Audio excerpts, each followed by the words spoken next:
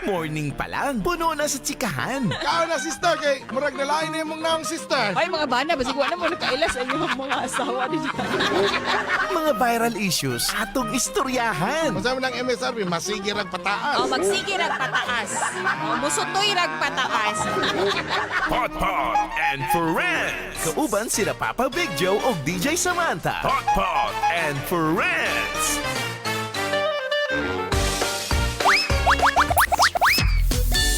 Eksaktong alas 8 sa buntag mga kabarangay. Mayong buntag mga angkol ug mga ante. O ganiya lang gyapon kita diri sa itong programang #BrightBright ang Pot Pot and Friends.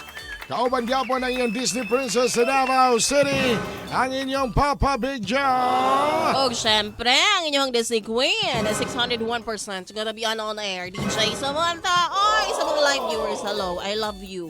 Grabe ka I love you.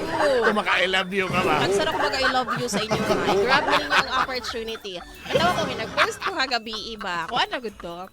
Sa to, ang gusto na ko mabana, kanang dakog tiyan nga hawd mo himo og pan. Okay, comment ang inyong mga ano diha. Inyong mga entry.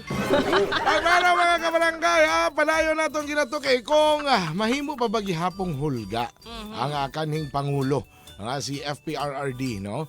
Nga, kung makagawas man ni siya temporarily sa ICC detention facility. Kay kana dawat am lagi nagluag sa pamilyang Duterte nga gibasura na gyud ang ilahang request, ang ilang apila for an interim release para sa tuwang kanhing Pangulo. Ano itong ginahisgutan karon mga kabarangay? Pero una kita magpadayon, kapuso, gusto ba nimo makadaog og 2,000 pesos weekly o 1 million pesos sa Grand Draw? Apil na sa tuwang GMA Radio Resibo Panalo Promo. Dali na kayo ang pag-apil, palit lang sa mga masking asa aning mga produkto. Sama sa Alaxan FR, Celine Plus, Enervon Z Plus, Rexidol Forte, Cream Silk, Vitamin Boost, Conditioner ug Sunsilk. For as low as 30 pesos nga kantidad sa resibo, aduna na dayon kay madawat nga raffle codes. O tsansa nga makadaog og 2,000 pesos weekly hangtod 1 million pesos sa Grand Draw. O diba? Easy ra kaayo ang pag-apil, easy money. Mao na ang apil na sa kapuso or mga apil na mga kapuso sa ato ang GMA Radio Resibo Panalo Promo. Alang sa dugang impormasyon, bisita lang ang GMA Radio Promos and Events Facebook page. Ala, sige. Osborne na ko itong bright nga topic anong buntaga mga kabarangay ha. Kung sa imong tanaw ba ang kolog mga ante, hulga pa ba gyud si kanhing Pangulo Rodrigo Duterte kung siya temporaryong makagawas sa ICC detention facility? Sige, si Mol Bolteador. Hay day sa imo diha Mol. Ana ba siya o dili? Kay kung buto na una-una, pwede na gid siya dili magpadakop kung gigamit pa niya iyang mga connections and all. Kaso, dili man abusado si Tatay D, naman siya'y baruganan, una-una daw, ha? At the age of 80 years old, dili ba niya kagihapon deserve mo pauli sa syudad nga iyahang gialagaran? Then kitang tanan nakabenepisyo sa iyahang mga nahimo. Diba? Mao po na ang panig ni Mel Bolteador. Okay, nagdungag pa yun si Paulina Yomi nga katulad yun ang Pangulo pa. Gani si FPRRD. Wala man gani siya gibuhat nga panghulga sa pamilya sa mga biktima. Samot na guro karon nga 80 years old na siya. Ni halos dili naman gani makalakaw og tarong. Mo na para kay Paul, dili yun na siya hulga mga kabarangay. Yes, para po kay Renz Iting.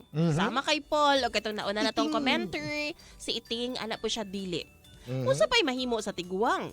Ug unsaon paghulga sa mga ginikanan sa biktima kung kini naanay proteksyon sa Department of Justice. Mao kini ang sayop sa administrasyon karon kay paboran pa man hinuon ang mga durugista kontra sa mga nag-implementar aron kini muhunong og mangayo ang dugay o maayo ang dugay na daw problema sa tong nasod.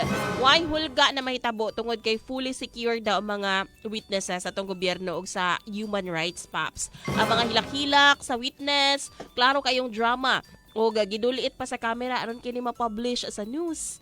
Naku no, nagpasalamat nga wala madayon ang interim release ni Tatay Digong pero binayaran kini. Klaro kaayo oy. Klaro kaayo. Klaro lagi daw sa CCTV. Si Shelfa Radaza Ampang Guston Sumilit. Asag pangalan, oy.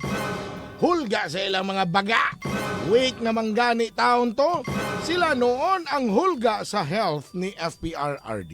Pero sa tinod lang, no, 80 years old, nga nag-inusara ka sa usa ka langyaw nga nasod, nga napagyo ka sa detention facility, dako kay na siyang epekto sa mental health sa usa ka tao. Correct. Masking batanon pa siguro ibutang nimo dito lagi, kabuang-buang yun lagi ba? Si Lard Pops, ana pa siya, si BBM ang utok sa pagpapriso sa ICC ni Tatay Digong. Isod na makagawa, samtang nakapanas BBM. Hala. Gikuan na gidaw niya gidaw ng BBM gid lagi to. Si Anto Gaon, hulga para sa ilaha kay napraning naman na sila. Kauban po si Orimla si Lirapa.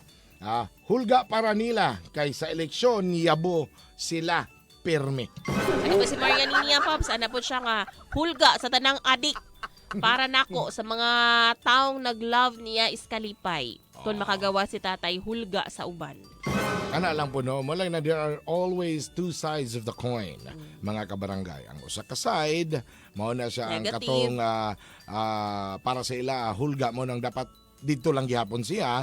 Ang pika side pod sa Sinsilyo, mao po na giingon nga nangalipay, maikalipay nila nga kung makagawas man og temporaryo, masing temporaryo lang ang si FPRRD. Oras mga kabarangay, alas 8:06 sa buntag. Oy, kuan sa day tabi kadali lang gyud kayo ha. Kani sa tang mga nag-atang diha kung unsa ba gyud kay nabagyo ti bagyo lagi daw mosulod. Intertropical Convergence Zone para yung makaapekto sa panahon sa Davao Region karong adlaw. Dili bagyo ha kundi ITCZ. Samtang padayong ginabantayan sa Weather Bureau ang usa ka low pressure area sa sidlakang bahin sa Eastern Visayas nga dunay taas nga chance nga mahimong bagyo murag pipila ka oras daw karon mosulod na daw to siya sa PAR.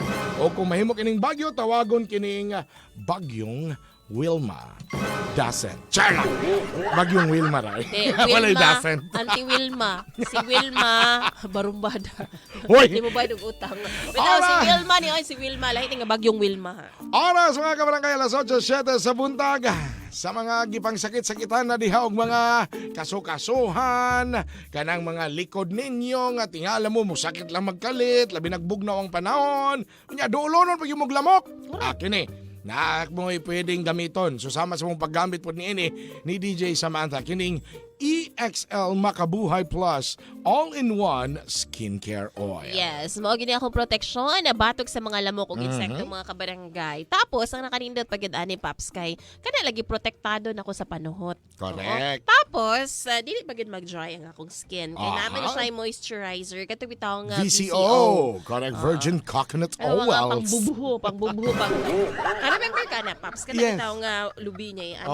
Ihaplas ba? Ihaplas. Correct. Para ma-moisturize itong mga kapanitan. Hamises.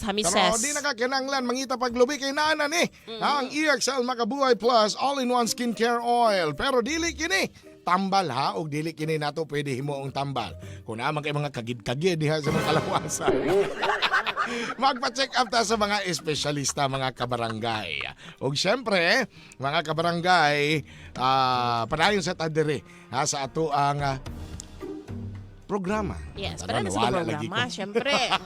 Usman ako, dili na tambal. Dili po nato na pwede himong tambal. Kamag-yaman ka paminaw sa inyong Barangay FM 103.5.